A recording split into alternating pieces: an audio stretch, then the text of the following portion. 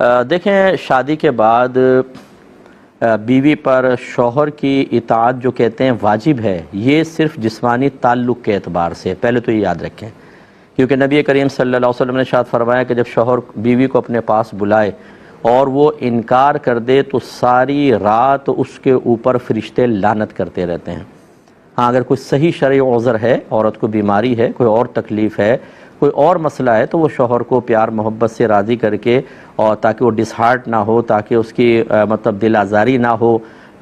کوئی ایسی اور بیوی کے بارے میں بدگمانی پیدا نہ کرے، اگر وہ عذر پیش نہ کرے، اس وجہ سے بیان کر کے نہ کریں تو اس میں گناہ بھی نہیں ہوتا، لیکن بغیر کسی عذر کے شوہر کو منع کر دینا یہ گناہ ہے۔ تو اس میں کہا جاتا ہے کہ شوہر کی اطاعت تو واجب ہے۔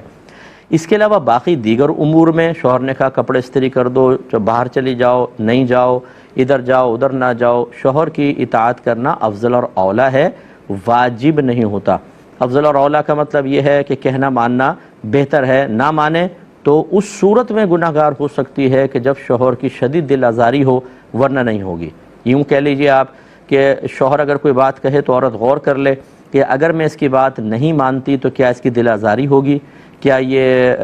مطلب غصے میں آ کر کوئی غلط اقدام تو نہیں اٹھا لے گا، تو اس کو کہنا مان لینا چاہیے۔ اور اگر نارمل وے میں جیسے شوہر کہتا ہے بھئی نہ جاؤ آج ابھی بہتر نہیں ہے، اور بیوی کہنے بھی میں تو جا رہی ہوں، تو اب یہ نہیں کہ شوہر کی بات کیوں نہیں مانی، گناہ گار ہوگی، تھوڑا بہت بیوی اس طریقے سے کر سکتی ہے۔